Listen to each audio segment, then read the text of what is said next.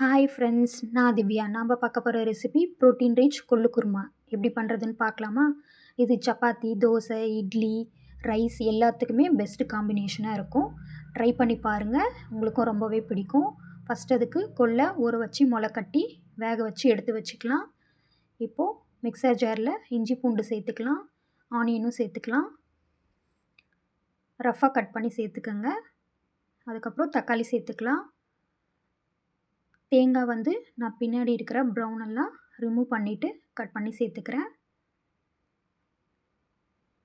நம்ம இந்த மாதிரி அரைச்சி சேர்க்கறதுனால நம்மளோட குருமா ரொம்ப கிரேவியாக திக்காக இருக்கும். காரத்துக்கு ஏற்ற மாதிரி மிளகாய்த்தூள் அட்ஜஸ்ட் பண்ணி போட்டுக்கோங்க. மஞ்சள் தூள் ஆட் பண்ணிக்கலாம்.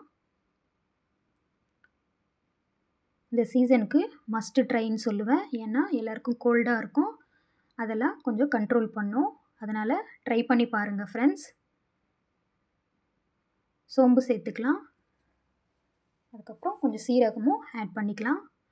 இந்த கிரேவிக்கு தேவையான உப்பு மட்டும் சேர்த்துக்கலாம், ஏன்னா நம்ம ஆல்ரெடி கொள்ளு வேக வைக்கும்போது அதில் உப்பு சேர்த்துருக்கோம். அதனால் இதுக்கு மட்டும் உப்பு சேர்த்து நல்லா ஃபைன் பேஸ்ட்டாக அரைச்சி எடுத்துக்கலாம். இந்த மாதிரி இது ஒரு சைடு இருக்கட்டும்.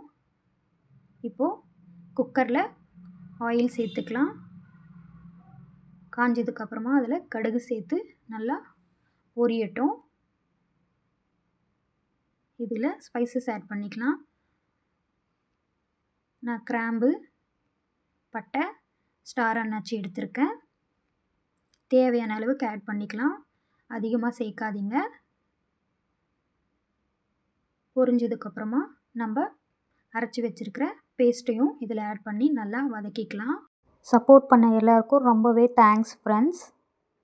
வதங்கினதுக்கப்புறமா வெஜிடபிள்ஸ் ஆட் பண்ணிக்கலாம். நான் பொட்டேட்டோ, சௌச்சோ எடுத்திருக்கேன். அதுக்கப்புறம் பிரிஞ்சல் எடுத்திருக்கேன். உங்களுக்கு என்ன வெஜிடபிள்ஸ் வேணுமோ நீங்கள் ஆட் பண்ணிக்கலாம். ஆட் பண்ணிவிட்டு கருவேப்பிலை கொஞ்சம் சேர்த்துக்கலாம். நம்ம பாயில் பண்ணி வச்சுருக்கிற கொள்ளையும் இது கூடயே ஆட் பண்ணிக்கலாம்.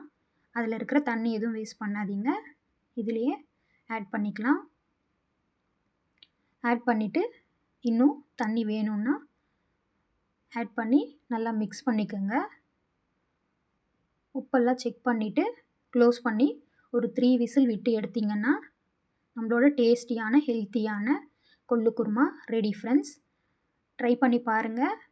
நான் தோசையோடு சர்வ் பண்ணுறேன். நீங்கள் இட்லி, தோசை, சப்பாத்தி, ரைஸ் எது கூட வேணுனாலும் வச்சு சாப்பிட ரொம்பவே டேஸ்டியாக இருக்கும். ட்ரை பண்ணி பார்த்துட்டு பிடிச்சிருந்தா லைக் பண்ணுங்கள், கமெண்ட் பண்ணுங்கள், மறக்காமல் சப்ஸ்கிரைப் பண்ணி வச்சுக்கோங்க ஃப்ரெண்ட்ஸ். நெக்ஸ்ட் ரெசிபியில் பார்க்கலாம். Until then bye from Divya.